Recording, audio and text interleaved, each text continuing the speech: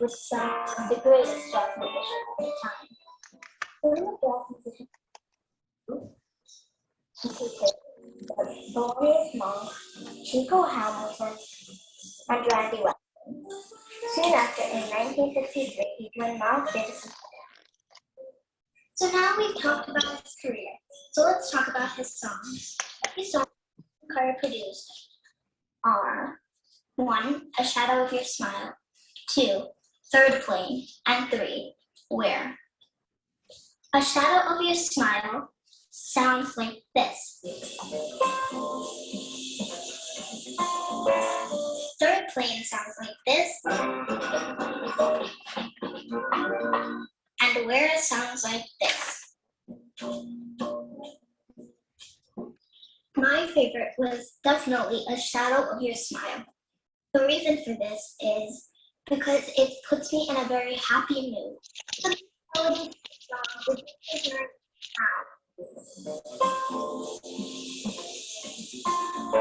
so those lows, that part is the main melody. Also, if you listen really closely, there's some improvisation. Ron Carter played modern jazz, fusion jazz, and cool jazz. One question I would ask Ron Carter is why he chose to change his instrument from cello to bass. All right.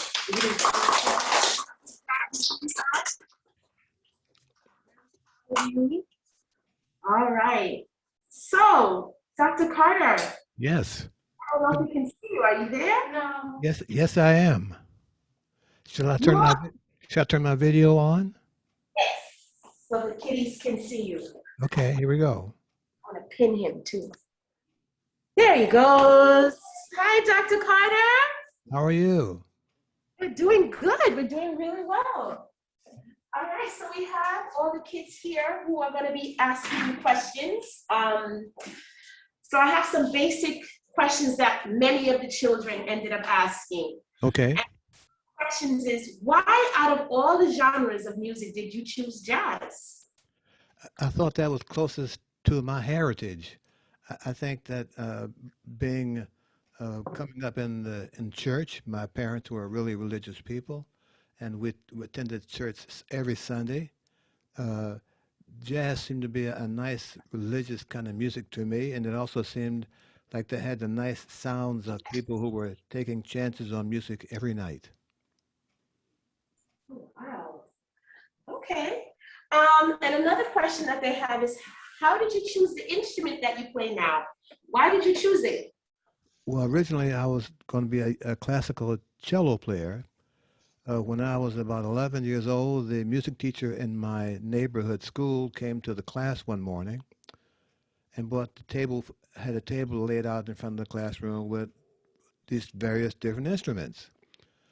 And she announced that we will have an orchestra in this school, which I will conduct, and you children come pick up an instrument you want to try out, and you will be a part of the orchestra. So I picked out the cello because it seemed to have the easiest way to make a sound. I continued to play cello until I was about 17 in high school, and I thought that the high school, when they would hire musicians from the high school class to go out and do small functions like the PTA meetings, and they wanted background music for the dinners, I felt that I should have been called, and because I wasn't called as much as I should have been, I noticed that the bass player was graduating in January of 1955, and I realized that if they only had one bass player, and he was leaving school, graduating, if I was the only bass player, and they wanted a bass player, they would have to call me. So I sold my cello, borrowed some money to pay for it, and borrowed money for lessons from a teacher, and I was in the orchestra as a bass player from January 1955 until today, which is sometime in New York is April 13, 2021. So I'm getting better at it. Thank you. All right, let's move on to the next question. All right, so you finally get to meet Nabiha. Nabiha, come this way. because you can't see the question from here. Come to me, come to me. So here goes Nabiha's question. Okay. Say hi. Hi. Hello.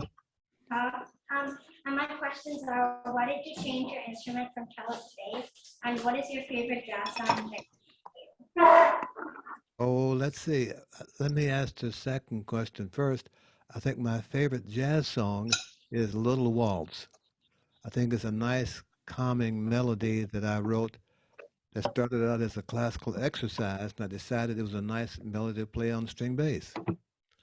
And I mentioned earlier I switched from cello to bass because I thought I was being discriminated against. And I thought that I was qualified to play the jobs that were offered. And I realized that they were a person short, that they need to have an orchestra, string bass. I would sell my cello and take some bass lessons. That's what I did. Thank you. Thank you. If you're in the room, I'm sorry, Dr. Carter, I don't mean to cut you off, but if you're in the room, please mute yourself because the noise that you're making is providing problems. So please mute yourself. I just mute all. Yeah, you should just Just all right. Miss Mark? Frank, Miss Frank, Yes, I'm here. is it possible that I'm looking at your screen right now? I have the questions in front of me. Can the class see me? Yes, they can see. I can only see a small portion of them. I guess I'm looking at, you read the questions for me then, right? Yeah, because Okay. what's happening is I'm logged in twice. I'm Okay. logged in on my main screen where you can see all the kids, and then I have the questions here, and they're just coming up to me Okay. to read questions to you. Perfect. All right, Mark, who is actually online. Mark, can you see the question?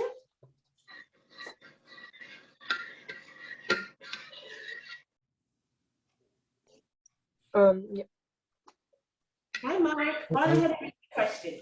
Okay. Hi, my name is Mark, and what was it like working with Miles Davis? And if you have the opportunity to do it again? Absolutely, I would do it again. I thought at the time when he asked me to hire him, Mark, I had already taken the job with Mr. Art Farmer, another trumpet player. And Mr. Davis came in one night where I was working and asked me to join his band. Well, of course I wanted to join his band. He had the best band in the land, on the planet. But I explained to Mr. Davis that I had just taken the job with Mr. Art Farmer. I was unavailable to his job unless Mr. Davis asked Art Farmer to release me from my commitment. So after the next song, Mr. Davis walked over to Mr. Farmer in the corner and told him he wanted to hire me for his new group.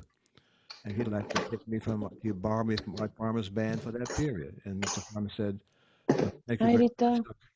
Thank you. I'll allow you to do that because Ron is my friend and I have great respect for his judgment.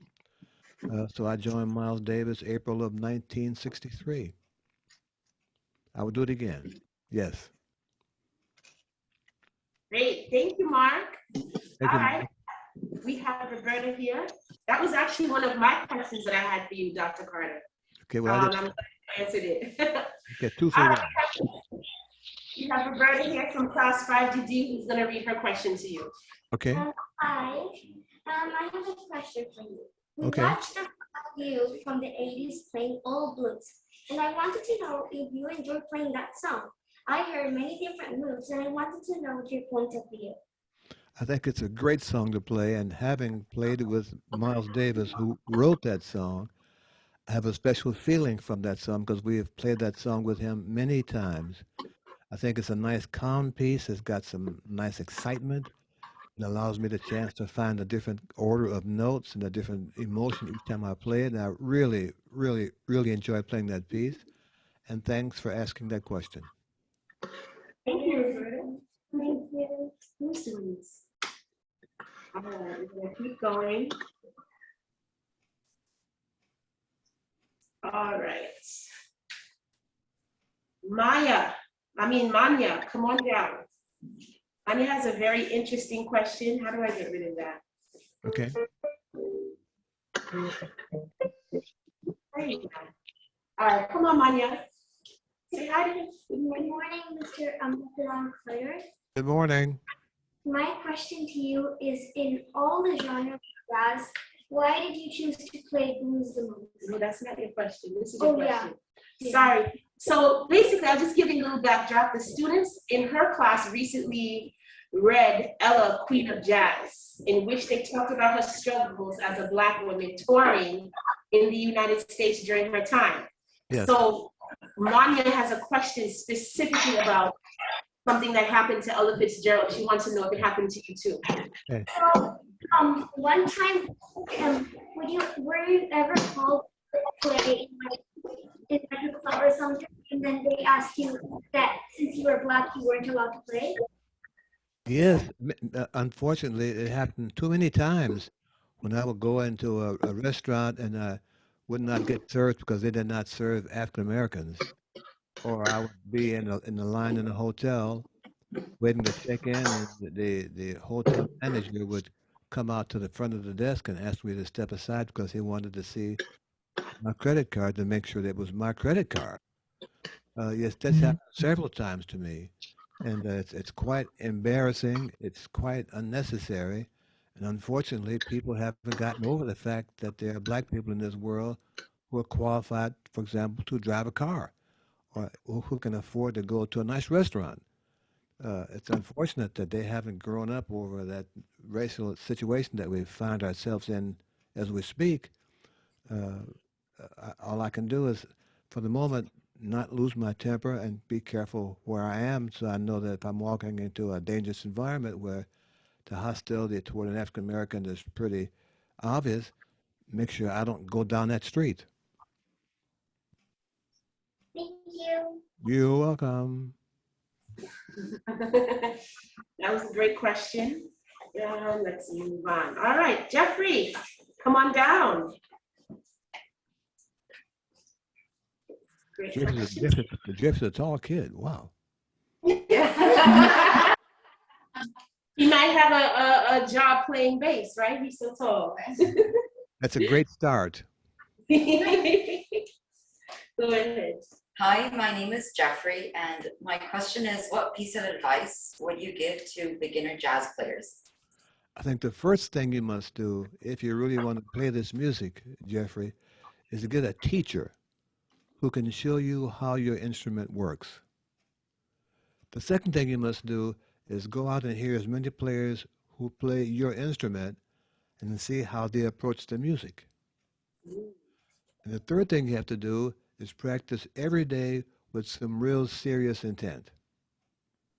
And play as often as you can with strangers to find out how they feel about this music. I still do those things. I practice a little less because I'm kind of older than most of you guys are.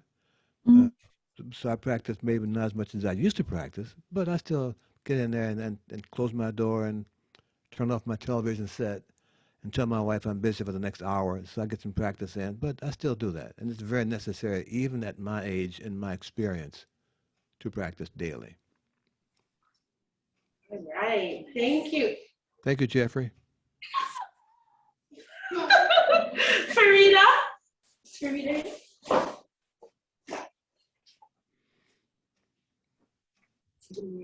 Good morning. Good morning. My question is, what was the turning point in your career of being a jazz player?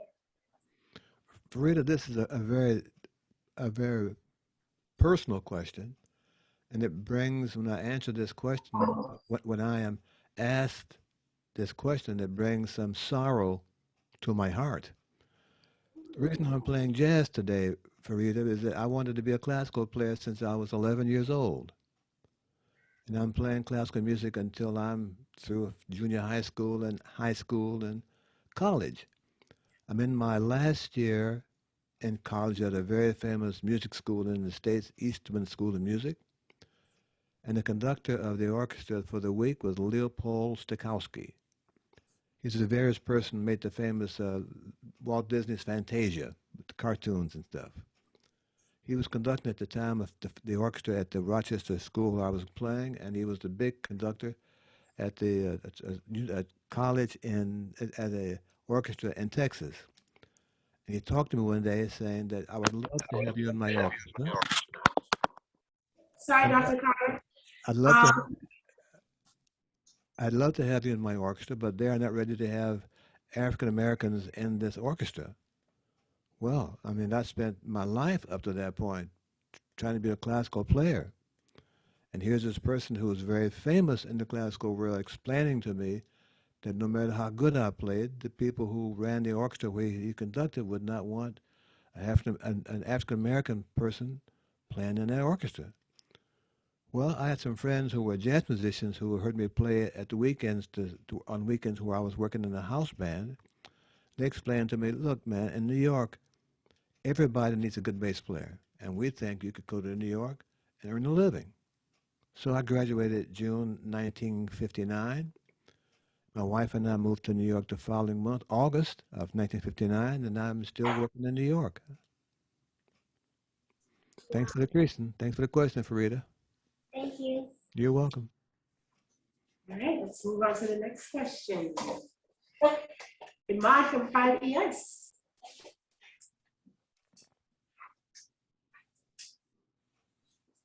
Hello, my name is Imad, and my question for you is, how do you feel when you're on stage? I feel perfect. I feel I'm at home. I feel I belong there. And it's nice to know that I'm with a small group of people, in this case a trio or a quartet of my friends who I look forward to being in their company, whom I enjoy playing with, and we're in an environment on the stage that is strictly our world. And it's a great, great, great feeling for me. Thanks, Ahmed. You know, Dr. Carter, that's interesting that you say that, because I'm always trying to encourage children to just be themselves when they perform, and not to worry about, you know, what the crowd is doing, because a lot of them are just so scared, even though they have a lot of talent, they're so scared. So do you have any advice for them so that they don't feel that way, since you just said you feel comfortable on stage? One of the reasons I'm uncomfortable on stage, I am comfortable, is that I know my craft. I know how well I can play. And I will not let an audience's feeling take that from me. I'm coming to the stage with a lot of confidence in my ability. And you need the same thing. You hear that, guys? Everybody online, you hear that? You just have to have the confidence in what you do well, okay? All right, Anthony from 5RK. I don't know if he's online, but I'll ask his question. He said, Okay. what is the hardest song that you've recorded? Anthony, I'm sorry I can't see you, but that's a very easy question. I've been making recordings since 1960. I am on 2,221 records in the Guinness Book of Records. And all those records I made, all the songs are difficult because I'm playing for the first time. And what you hear is my first time effort on all those recordings. Wow. The Guinness World Book of Records, is it still there? Oh yeah, it's probably low. I'm sure I have a friend who's determined to find me having made 3,000 records. So he keeps looking around at various record shops and has found a whole lot more than we had listed for the Guinness Book of Records. So it's more than that, but I'm okay with 2,200 records. Wow. All right, let's move on. Okay, Celine, come on down, girl. Hello, good morning, Dr. Carter. Good morning. My question is, why did you leave Vegas Blind? Why did you become a teacher? Let me ask the second question first. I think that people, musicians in my position, have a debt. They owe someone information. They owe someone the chance to show them how to play, in this case, the string bass. And I feel obligated to share my talent and my knowledge of the instrument with kids, with people, adults maybe, who want to learn how to do what I do, how to play better than they do then. I enjoy teaching. I'm getting better at it. I've had some wonderful students, and it's nice to know that they come to me with the hopes that they like how I play and I can help them improve. What did I leave Miles Davis Band? I had two sons at the time. One, Ron Jr., who was 7, I think, and Miles, Myles, who was 2 years younger. And I wanted to watch those guys grow up. The Miles Davis Band traveled an awful lot in those days, and I was not home as much as I wanted to be, not just to give my wife help in helping to raise them, but I wanted them to see Dad. I wanted them to see me every day if I could. So one of the reasons I left was I wanted to spend more time with my family. The second reason was I was starting to get a lot of work in making records in New York. And I loved doing that. I was learning how to make a record. I was learning how to play the bass better. And I thought that to stay with Miles Davis Band, as much as they were traveling, I couldn't develop my personality. I couldn't develop my personal taste. So I gave Mr. Davis a gigantic hug. He was about 5'11", and I'm 6'4". And I gave him a great, great, great big hug and thanked him for the music I learned. And I said goodbye. Wow. Thank you, Celine. That's wonderful. You made a commitment to your family, which, you know, that's a tough decision to make. Yes, but it was necessary. Yes, it was. And I applaud you for that because a lot of people don't see the value in, you know what? It's more important for me to be there for my family than it is to fame and fortune and things like that. So that's really nice. Elia. All right. So moving right along, Elia, I don't think he's on, but I'll read his question. He wanted to know, can you play any popular music from today's music? I try. Some of the music today, it just doesn't interest me. And I think that some of the music today are looking for some kind of help from musicians who I don't know. And because I don't know them, I have very little chance to interact with them because they don't call me to help their projects. Could I play with them? Absolutely. My job, Elijah, is to play with anybody and make them sound good. And I'm very good at that. All right, thank you. Jude, come on down. Hey, Jude. Say good morning. Morning, I'm Jude, and what do you do when you're not playing music is my question. I love reading science fiction books. Oh, I can't imagine what kind of mind is, how these people who write those science fiction books, how they think to come up with these plots and these characters. It's just amazing, that kind of imagination, and that fascinates me. So when I'm not playing music, I'm generally reading a book in a corner. I like to feel a page in my hands. I like turning the page. I don't have a Kindle. I'm kind of old-fashioned guy. I like newspapers, you know. But when I'm not playing the bass, I'm generally in the corner reading a book very quietly. Thank you, Eli. he said he does the same thing. That's Jude. You like science fiction too? Oh, how many of you guys like to read science fiction? Oh, Yes. a few of us. All right, Leo, come on down. Thank you, Jude. Morning, Mr. Carter. My name is Leo, and my question is, what is your practice routine like? Well, right now, since we have this pandemic going on, it's a little different than it was earlier in my life. Right now, I just take one exercise, one musical etude, and spend an hour until it's perfect.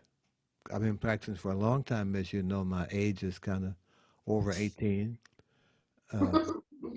And so I've kind of learned how to maximize my practice results. I insist on reminding my students that unless they practice honestly and go to their practice with a routine looking for something to get better at, the practice that they do wastes their time. I practice what I preach. So I go to my practice room, my little small studio. I get my music stand. I get a glass of water nearby, and I have an exercise on my music stand. I stay there an hour until I can play it perfectly. Then I put the bass down, give myself applause, and then start my day. Job well done. Thank you, Mr. Carter. You're welcome, Leo. All I see right. you. Dominic, come on down. This is a new class now. Okay. Dominic actually did his project on you as well. This is one of his questions. Okay. My name is Anna. Good morning. And my question is, what is your favorite piece they did with Herbie Hancock? Well, Herbie Hancock has made a lot of records that I'm on, most of them. One of my favorite records is a record called Speak Like a Child. And my favorite record song of Herbie, the favorite song of mine that Herbie has recorded on his record is called First Trip. And that was dedicated to my son, Ron Jr., when he was going to day camp. And he was such a terror that they were happy to see him leave on the first trip coming back to New York. That song is dedicated to him. He was very devilish at that age and looked forward to finding trouble, and he would always find it. And they were anxious to have him leave, so he was always on the first trip back to New York. What was the name of the song again? First Trip. First trip. Get some book on the pen, write it down so you can listen to it. All right, Sammy. Walk straight, Sammy. My question is, good morning, Dr. Carter. My question is, why didn't you retire from music? I still have some good music in my system. I have a lot of notes to find that are important. I have friends who hope I never retire. I'm quite not there yet. I'm sure at some point I will get enough, and there'll be time for me to sit down and allow someone else to take those jobs, because music progresses like that. I think I have what we say in the old days, Sammy, I still have gas in my tank. And I'm not going to leave out until there's none left. All right. Thank you. Thank you, Sammy. All right. So we have Alessandro from 5JP. Good morning, Mr. Carter. My name is Morning. Alessandro. And my question is, why do you close your eyes when you play your music? Sometimes people in the audience are devilish. You know what that means? Yeah. They try to distract you by doing silly things that are really kind of immature. And one way not to have that affect my performance for those people who are there to hear the music and the band members who I'm playing with to help them sound better is to kind of ignore those people, very few, who are bent on being a distracting force. So when I feel that, or something catches my eye that I find is distracting, I generally close my eyes. Under different circumstances, I always keep my eyes open because I want to see how the band responds to my choice of notes. I want to see them enjoy what I do. Or if they don't like it, I want to be able to see that so I can play something different. Normally, I play with my eyes open. My wife tells me that I have such long eyelashes, I should keep them closed more often. I can't do that, really, but I'm okay, you know. Thank you, Alessandro. Lorenzo.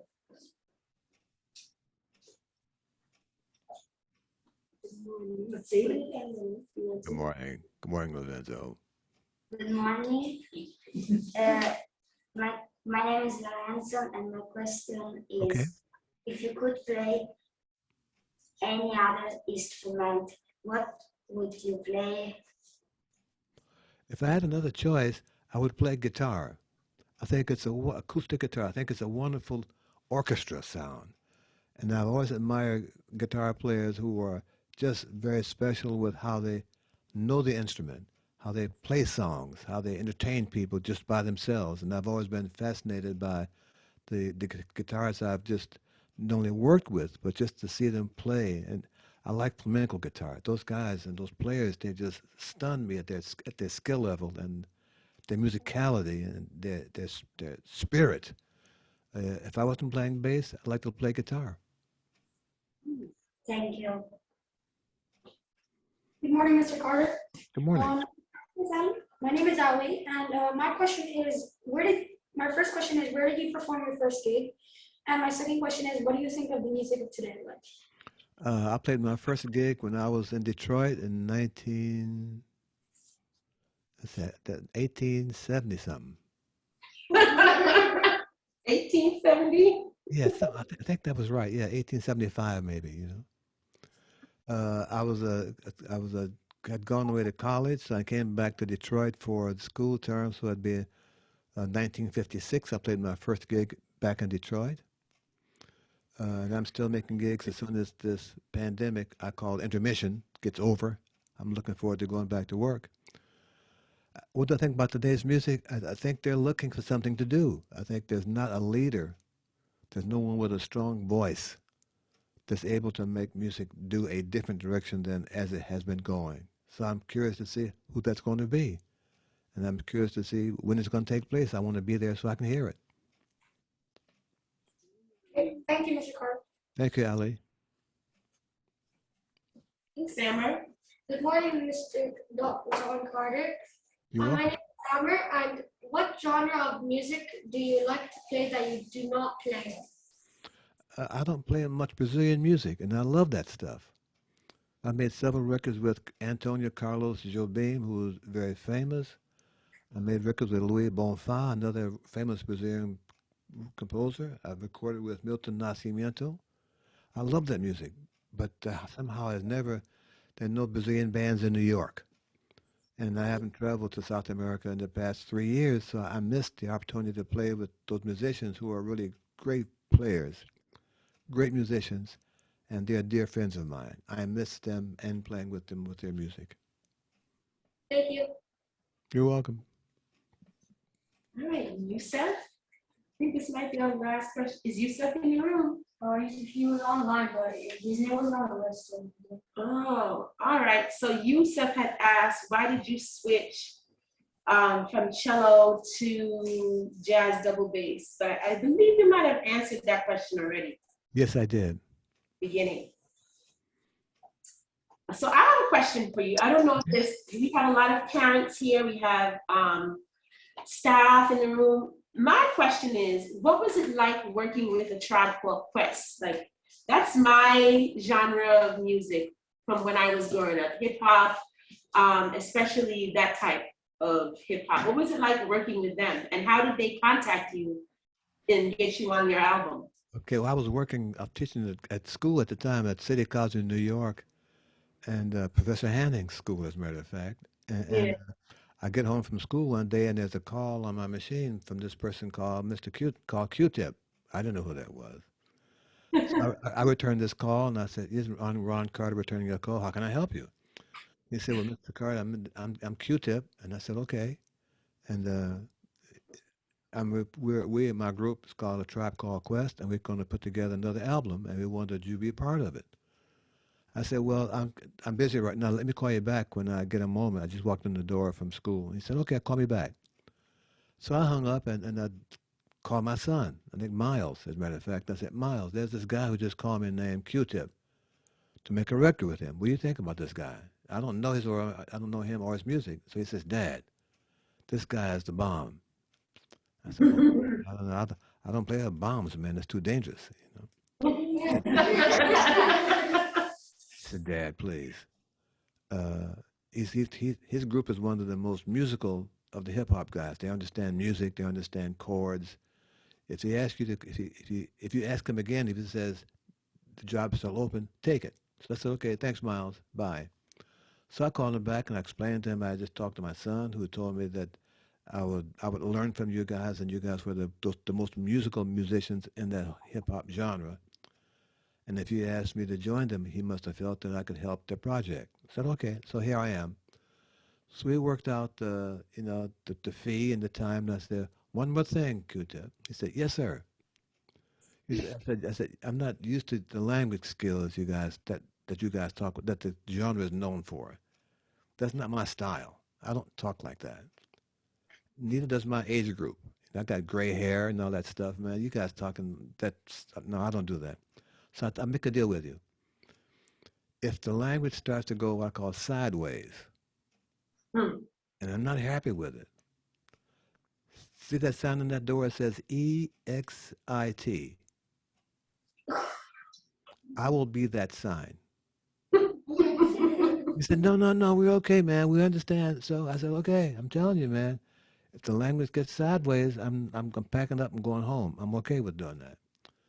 So it turned out they would watch their language very carefully and had some nice words. And I spent an hour making 3 or 4 tries of what they wanted. And it turned out that record was called a record of the decade. I had a great time with those guys, and I'm sorry that they broke up and aren't so active anymore.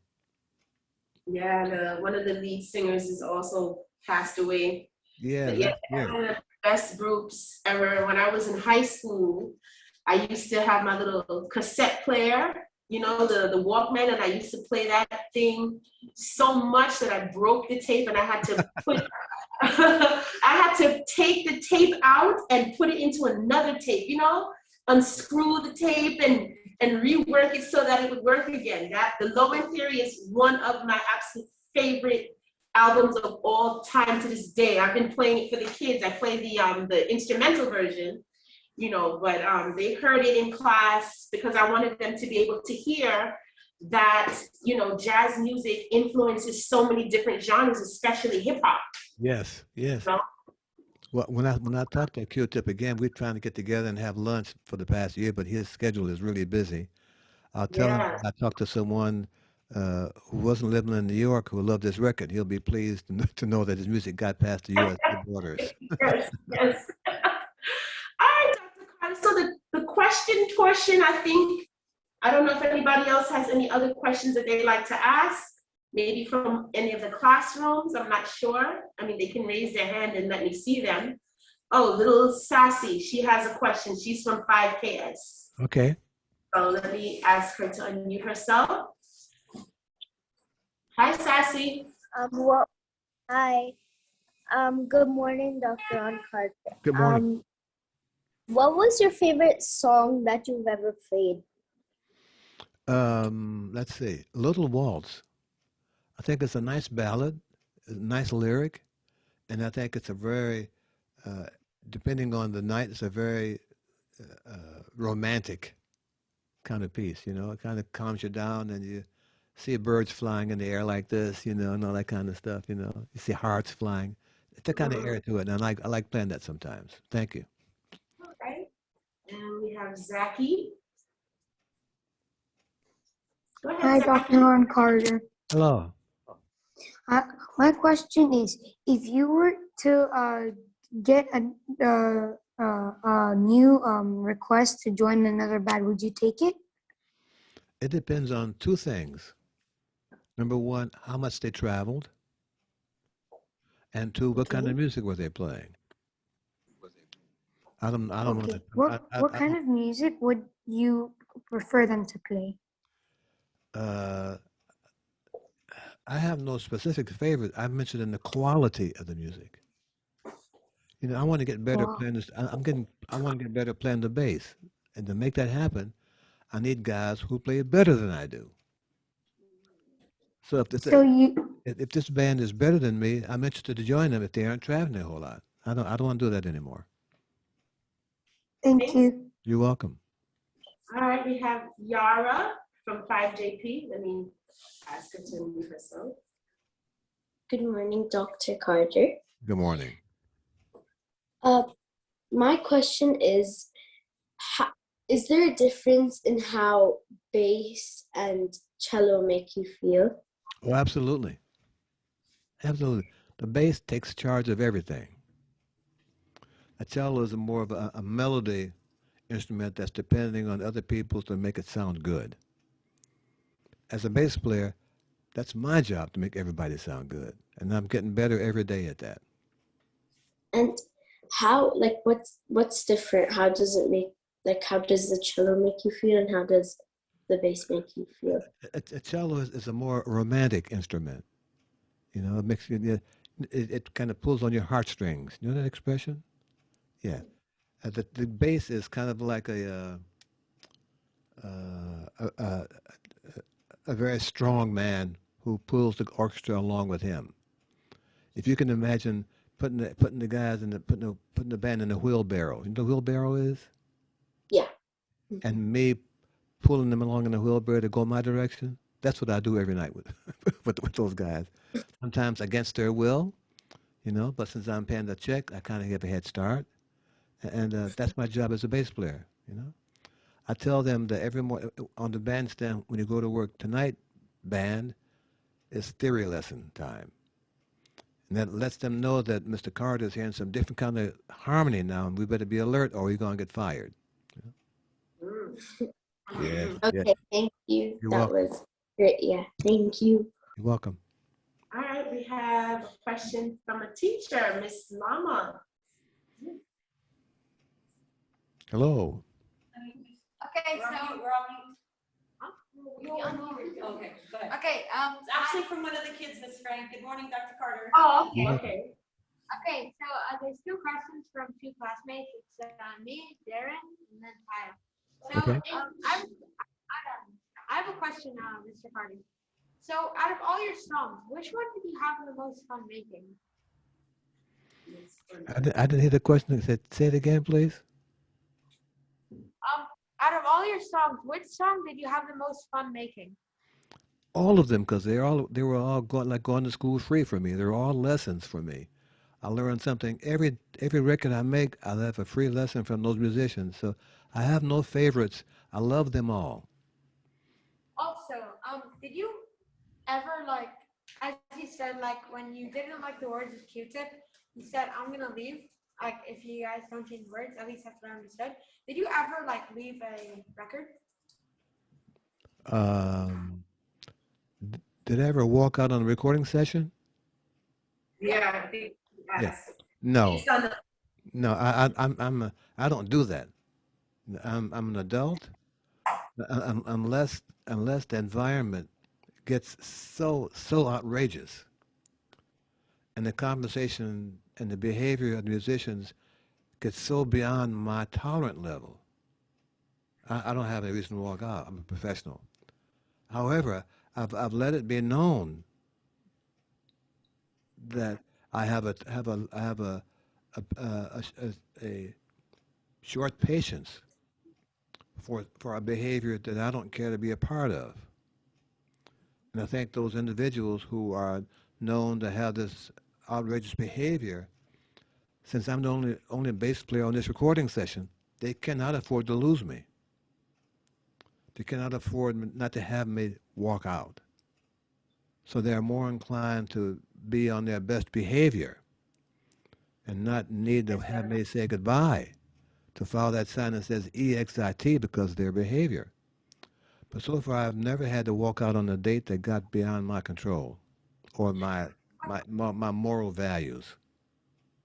That's my question. Thank you. Oh, there's another kid in there? Wait. All right, hold on, guys. I don't think we can have any more questions because Dr. Carter, are you going to give us a little taste of you playing the bass? I'll play about 4 minutes. I don't want them to go to sleep. So, don't go away. All right, we'll take a little intermission. No, you stay right there. Don't move. We're not going anywhere. Oh, this is exciting. Guys, are you having a good time? Yes. We've learned so much today, haven't we? Yeah. Oh man, which question was which one was the most eye-opening for you? He's back. I can't remember who asked it. Oh. The person who asked the question was where did the flag came from? Oh, that was, Oh, I think she asked that question, right? When was the turning point Yeah. for you in jazz music, right? Yes. It was a beautiful question.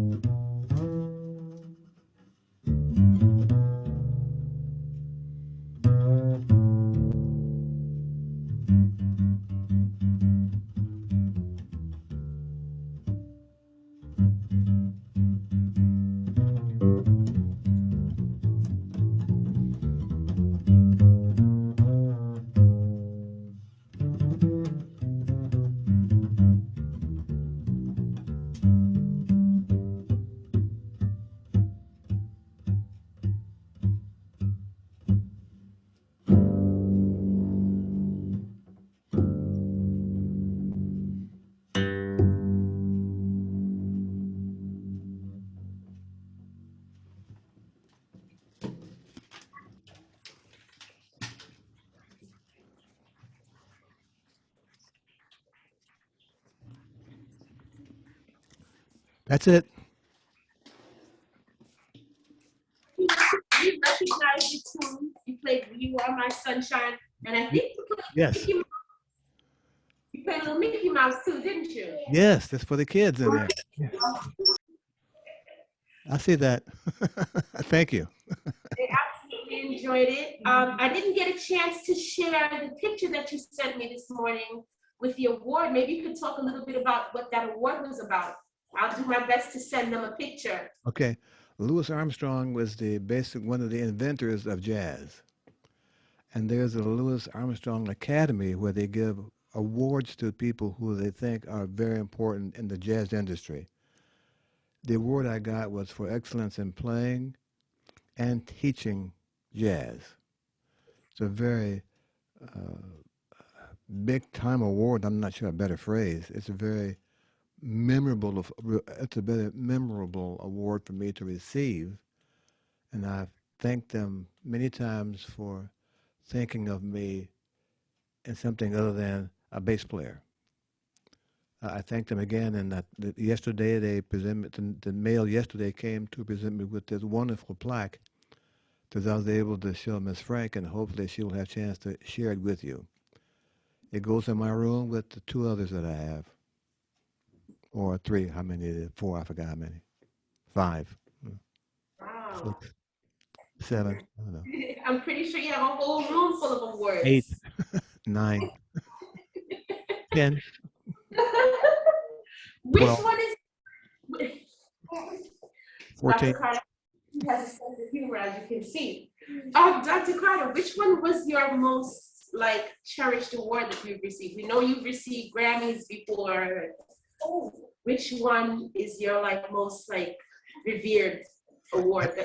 I got an award from the Eastman School of Music, a very special award that the University of Rochester gives to the Eastman School person who was who made the biggest impact from the school. And I got that very prestigious award. And my mom came to the ceremony, and they gave me a nice medal, and I gave it to my mom. She was very impressed.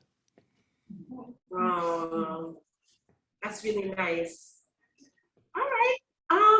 I think we might be done right now. Okay. Our time. Dr. Carter, Yes, I ma'am. want to thank you so much for making this happen. It's been a process between you, myself, and Joanne, and I'm just very grateful that you were able to touch the students here at DAA.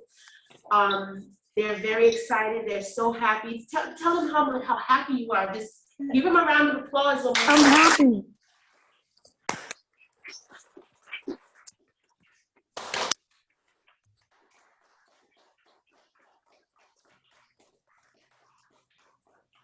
This is monumental. This is monumental for them. Thank you, thank you. Yes, they're still actually working on their own little jazz projects. They're scat singing to So What. Oh, wow. Okay. Yeah. And so let's see how the final product works out. Please share it with me. Please share it with me. Absolutely love to share it with you so you can see what the children have come up with. And I hope they now, and I'm talking to you guys who are online too, that you take it seriously, because I'm going to send it to Dr. Carter so that he can look at it and see how you do with your scat singing. Thank you. I'd be honored to hear that, and I'll give them my undivided attention.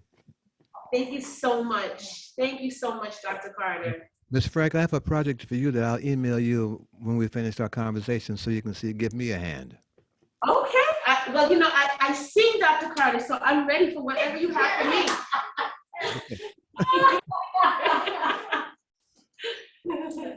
Well, let's think about that too, but this is a different project, but I'll give it to you momentarily. And class, thank you for being patient, and thank you for supporting this music. You're the kind of people who will make jazz last even longer than it's supposed to last. You've given jazz another life.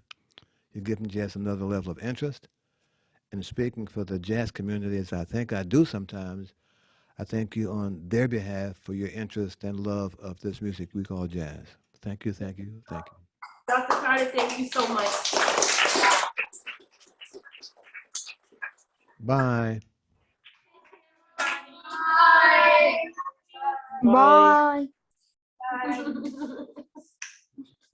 All right. Bye. Bye. Bye. Let me end this. Bye, Miss Frank. Thank you. Thank you, Bye. Miss Frank. Bye, Mr. Carter. Bye, Miss Frank. Bye, Miss